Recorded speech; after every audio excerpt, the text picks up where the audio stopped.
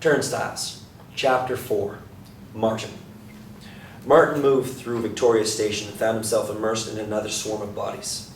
The only difference now was that he didn't feel so removed from them.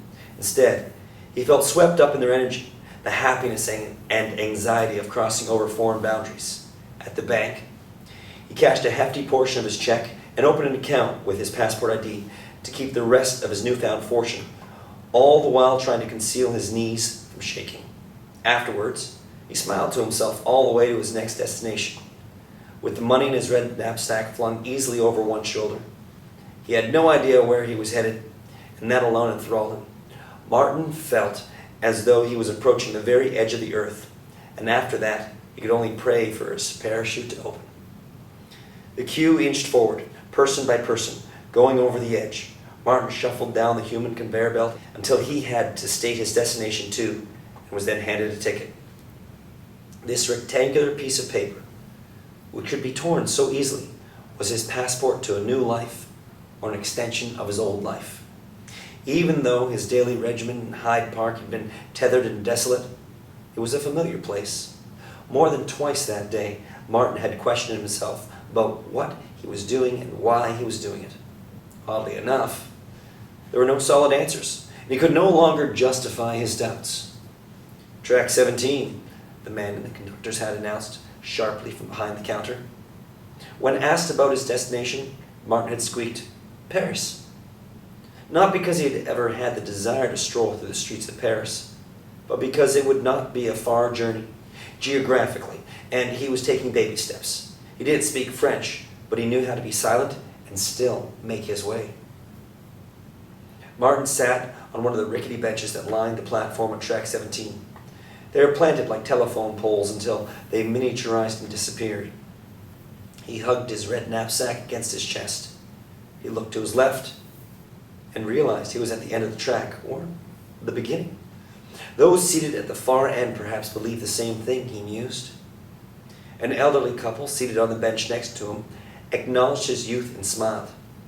He wondered if they were marveling at him, thinking, it must be wonderful to be young and free, and remembering, even though they were headed towards the same destination. He smiled back, not really understanding what he was smiling about. The train he was waiting for could be taking him to the end of the earth. After an hour of waiting, a train pulled into the dead-end tunnel. Martin watched people tumble out of the passenger car with luggage and kids in tow. A small percentage of them almost tripped over him as they bustled by, speaking English and other garbled languages. Then the platform was silent and empty again. Much like him, the excitement was beginning to wear off, and now the only tingling he felt was spreading in his feet and his rear end. The train became a ghost waiting patiently in track 17 and seemed to be growing faint cobwebs. The escalator that had been transporting invisible patrons up and down for the past hour suddenly carried a waterfall of people. Where had they all come from? The upper lobby must have been overflowed, and these were the pitiful remnants cast from the upstairs world of changing billboards, shops, restaurants, and expectant travelers. The billboards displaying departure and arrival times of various destinations vaguely reminded Martin of a stock market. The signs spun around so quickly, unseasoned travelers may feel they were gambling on what train to take. Put your money down and spin the wheel again. His attention moved back to the flow of bodies about to reach the track platform. Everyone seemed to meet the bottom of the escalator with an easy bounce and without any signs of hesitation, then making a beeline for the train. Once again, there was a mad dash of women, kids, luggage, and husbands or boyfriends in tow. Martin didn't take much notice of the men. All he could see were painted lips and high heels. He forgot how scruffy he still looked in his punchy tweed jacket and sole-worn shoes. He felt a slight rise in his pants and clasped his hands in his lap. As the crowd began to thin out, Martin stood up, ironed the tail of his jacket nervously with his hands, and joined the procession moving towards the train. Once he was inside, he maneuvered his way along the narrow hallway and slid into one of the first coaches he spied. He slid the door shut behind him, slowly, and sat down. The upholstery was lush. The contours of his back and shoulders melded easily with the fabric. Martin looked out the window. as though he was intensely interested in the view of the dried grass beside the track. He was wrapped up in the anticipation of what he could see outside the window, much like a first-time flyer, eagerly watching the men on the ground stuff the luggage in the underneath compartments and wave their arms around, having no inclination of soaring through the clouds above. The metallic beast began to move, first with a squeal and a grunt, and then with a strange, determined rhythm. The grass began to blur. Martin closed his eyes and listened to the wheels. The door slid open abruptly. The sound of metal grinding against metal, which startled Martin out of his meditation with the music of the track. He opened his eyes and pushed himself back into his seat as the whirlwind of a girl flew into the coach. At first, she didn't even acknowledge him being only inches away from her long, untamed legs. She pulled a cigarette out of her purse, lit it, sucked back, glanced out at the scenery whipping by, and exhausted the smoke from her neon-pink lips.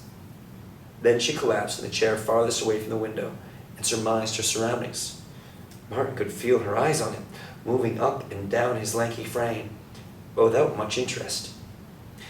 Even when the intrusive eyes of passerbys in London had scrutinized him, he had never felt so taken in and tossed aside, all with one glance. She was beautiful.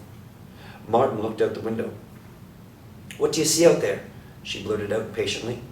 Her voice was sultry. Perhaps it was just the smoke in her lungs. Martin didn't answer at first. He turned to look at her and then looked out at the world again. "I'm not sure. I see the world slipping by, I guess." It seemed like a silly answer, but the blended nature flying past his eyes somehow made it sane.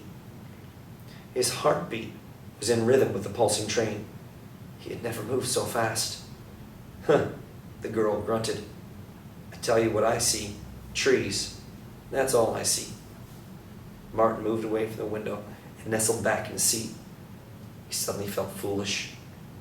"I see too much," he thought. He looked over at her, wanting to say more, but her head was back in her purse. She was too busy rummaging for things. Then she looked up when she sensed his eyes on her. "What are you gawking at?" she snapped. Martin motioned his hands toward his collar. Her eyes squinted, not comprehending, and she warily brought her hand up to her own collar. The tag was sticking out from the front of her shirt. "Oh, crap." She toyed with the tag in disbelief. "I got dressed in such a goddamn hurry." And without a second of hesitation, she pulled the fabric over her head, exposing her black lacy bra, barely restraining her full breast. Pulled the fabric through as though she were wrestling with a pillowcase, turned the collar around, and squeezed herself back through.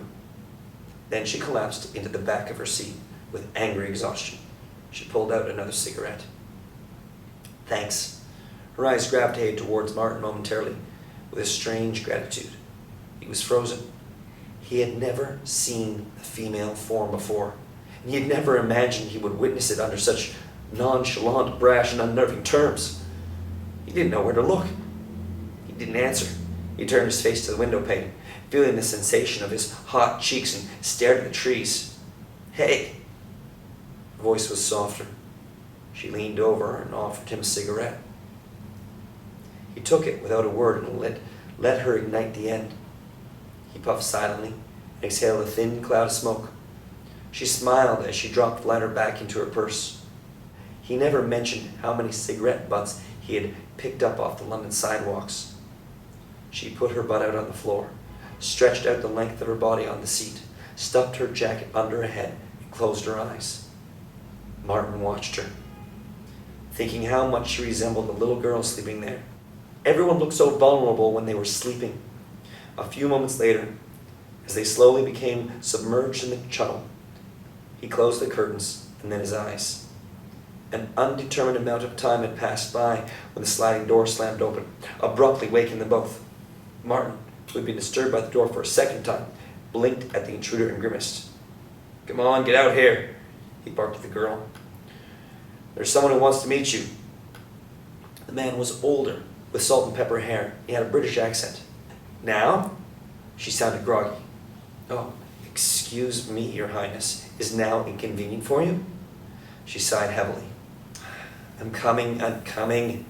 She dragged herself into a sitting position and reached down to grab her purse. Then, suddenly, he yanked her arm and pulled her to her feet. Now means now, you lazy slut. He shot Martin a threatening look as he forced her out of the coach. Martin wasn't sure what to do, so decided it was not his problem and tried to fall back to sleep. Strangely, he couldn't. When had he ever cared about someone else's bad luck before? Stupid girl, he thought. But he couldn't convince himself of it. A short time later, he heard her sneak back in. She reached over deftly and drew the curtains open, even though they were still in the channel. He watched her trying to resume her old sleeping position. It was impossible to settle in the exact same spot twice. He was awake long before she was, and he watched her in between gazing out the window and resting his eyelids.